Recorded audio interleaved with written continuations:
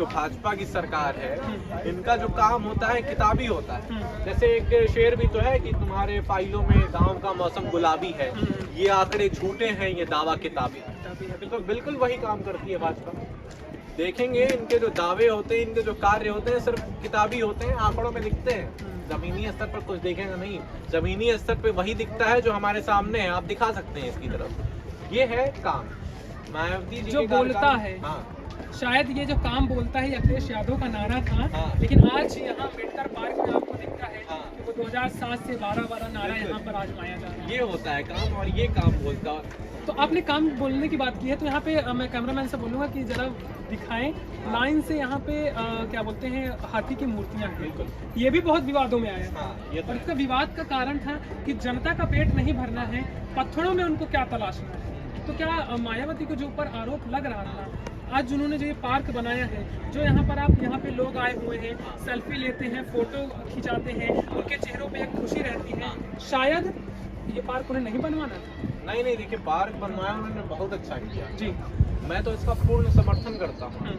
अगर अभी कोई मेरे सामने आके कहने लगे कि ये पार्क गलत तरीके से बनाया गया है या फिर पार्क जो है ये बेफालतू बनाया गया है, मैं उसके साथ डिबेट करने के लिए तैयार हूँ, आंकड़ों के साथ। जी देखिए, आंकड़े तो यही कहते हैं कि दूसरे नंबर पे यही है पार्क जो सरकारी खजाने में सबसे ज्यादा रुपए देता है। तो इसमें इनको कोई घाटा होना नहीं चाहिए, इनको कोई तकलीफ होनी नहीं चाहिए।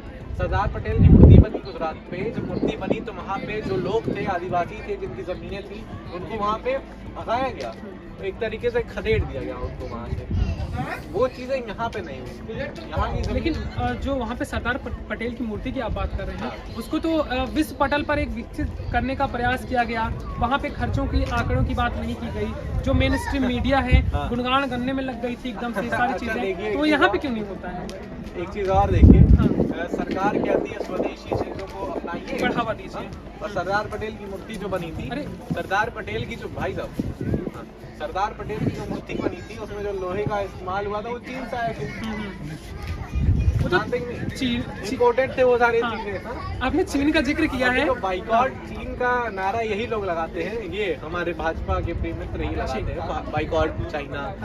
और वही लोग चाइना की चीजों को बड़े लेवल पे यूज कर रहे हैं। बिल्कुल। जब चीन का जिक्र किया, शायद अहमदाबाद में चीन के साथ बैठ के झूला झूलना, ठीक है, साबरमती के तट पर गलवाइयाँ करना, और जब लाल आंखों की बातें आती हैं तो आंखें बंद हो जाती हैं। तो ये दोहरा जो चरित्र बनाया जाता है, आप करें तो क्या बोलते हैं रास लीला, हम करें तो कैरेक्टर लीला। वही ना कि तुम करो तो मजा, हम करें तो मजा। बिल्कुल वही चीज है इस सरकार के साथ। और यहाँ पे मतलब एक बात को मैं कोट करना चाहूँगा, जो राजनीति देश की चल रही है, क्योंकि यहाँ पर अगर मैं बात करूँ तो विकास, शिक्षा, रोजगार, क्योंकि देखिए इंडिया को डिजिटल किया जा रहा है, मैं उसके समर्थन में। बिल्कुल इंडिया को डिजिटल होगा तो वो सारी चीज़ें लोगों को फायदा होगी, लेकिन जो रोटी होती है वो ना गूगल से डाउनलोड होगी, ना वो यूट्यूब से मिलेगी, ना वो फेसबुक से मिलेगी। अगर रोटी आपको कमाना है या रोटी आपको खाना है तो उसके लिए रोजगार होगा।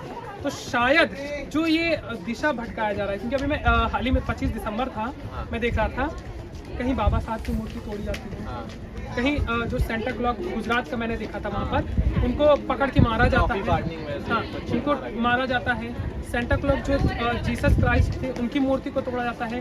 तो ये जो जोड़ने वाले हैं वो तोड़ने वाले कब से बने? देखिए वो लोग वो है जोकर की तरह, चेहरे पे मास्क लगाए हुए हैं, अंदर से कुछ और है, आप अंदाजा नहीं लगा सकते क्या है। वो दिखाते ऐसा है कि सब कुछ ठीक है, लेकिन ठीक कुछ भी होता नहीं है।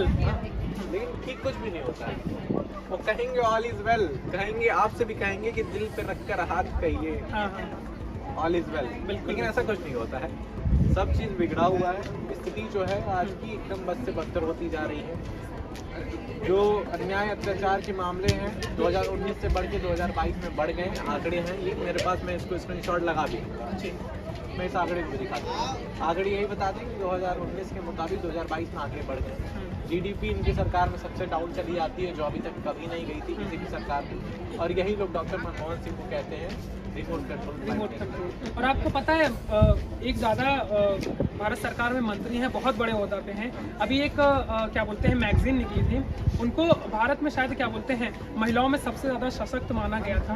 और जब उनसे अगर ये सवाल पूछा जाता है कि बताइए रुपया जो है वो क्यों कमजोर होता जाता है। हाँ। तो मोहतरमा कहती हैं कि देखिए रुपया नहीं कमजोर हो रहा है, डॉलर बढ़ रहा है, डॉलर बढ़ता है। यानी ऑक्सीजन कमी नहीं है, आप सांस नहीं ले पाते सांस नहीं हैं। ये उनका तर्क था। और जब उनसे ये भी पूछा जाता है कि देखिए साहब महंगाई जो है वो बहुत ज़्यादा बढ़ रही है, क्योंकि थाली में अगर देखा जाएगा तो हम इन्फ्लेशन को देखेंगे, थाली में हम ये नहीं देखेंगे कि क्रिप्टो करेंसी क्या है, थाली में ये नहीं देखेंगे कि चाइना के साथ वार हुआ उसमें खतरा कैसा हुआ, थाली में ये देखेंगे हम कि प्याज, दाल, रोटी, चना ये मिल रहा है कि नहीं मिल रहा है। उनसे जब पूछा जाता है कि क्या बोलते हैं महंगाई बढ़ गई है, तो कहती हैं अरे साहब हम तो लहसुन खाते नहीं, हम तो प्याज खाते नहीं हैं। आप नहीं खाते हैं तो महंगाई बढ़ जाए। इस तर्क में क्या कहना चाहेंगे आप?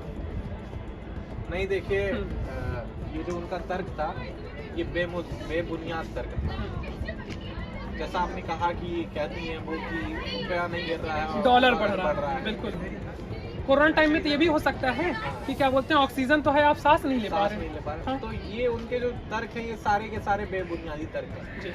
अब देखिए, जिसको शिक्षा की नॉलेज ना हो, हम्म। शिक्षा का ज्ञान ना हो, तो शिक्षा मंत्री बन के बैठा क्या ही बात करें उसकी। ठीक है। अच्छा, खैर इस वीडियो की समाप्ति की ओर पे चलते जी। हैं। हमारे साथ थे समीर हाशमी जी, उनका चैनल है खबरी अड्डा।